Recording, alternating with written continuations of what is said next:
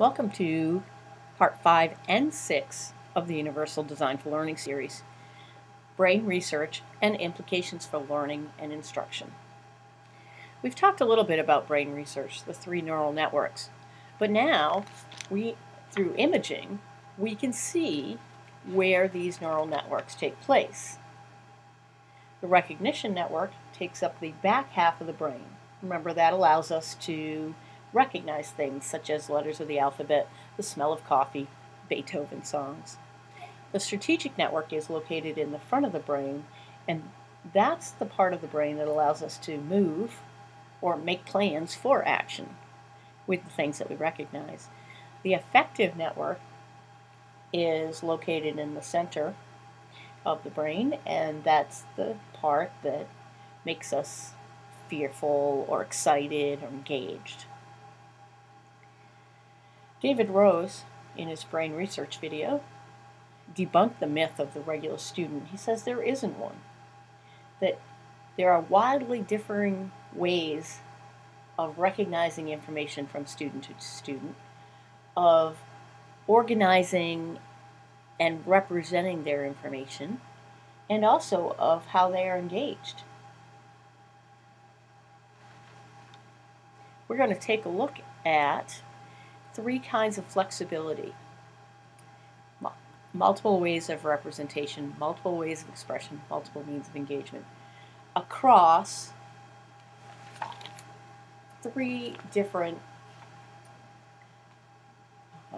learning networks. First, we're going to talk about the ELL students. What is the implications for this brain research on their learning?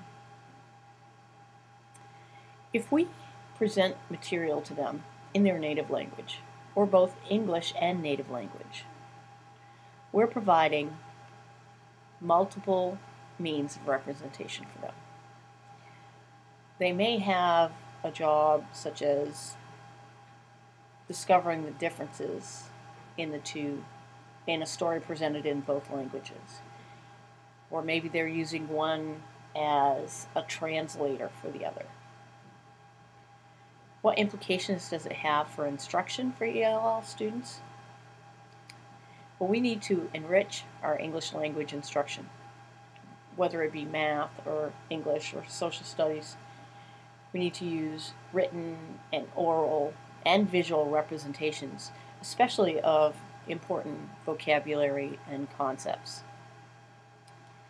When we talk about cultural sensitivity, we need to remember one of the tenets of differentiated instruction, which is flexible grouping.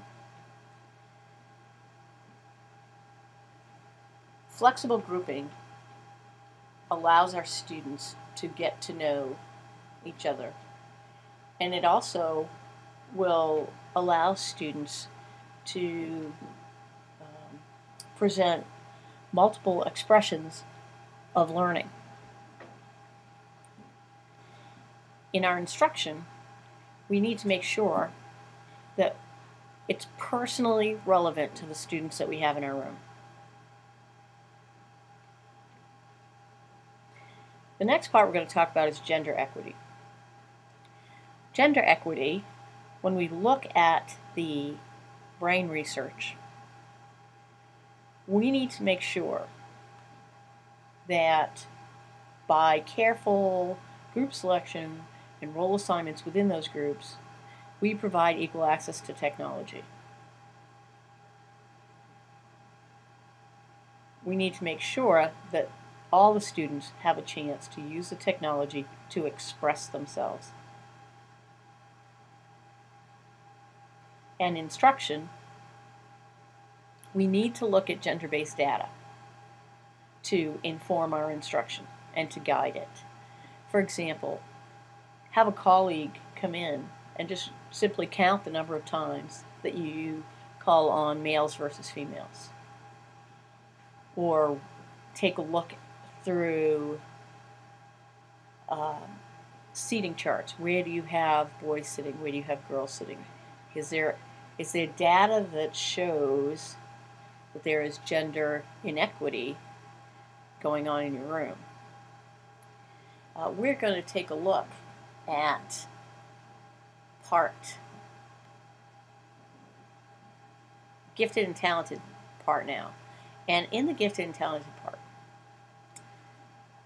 computer simulations are one of the multiple ways that we can engage students, especially gifted and talented students. It allows them to have concrete understanding of abstract ideas, but a lot of computer simulations also allow for students to engage themselves in learning and creating new solutions to problems. In the instruction piece, this is where we need to offer a choice of learning context. In other words, by changing the modes of instruction and context for the work, we can continue to engage these students. Next up is part 7, where we will be going to the CAST website and looking at examples of 3 tools from the website.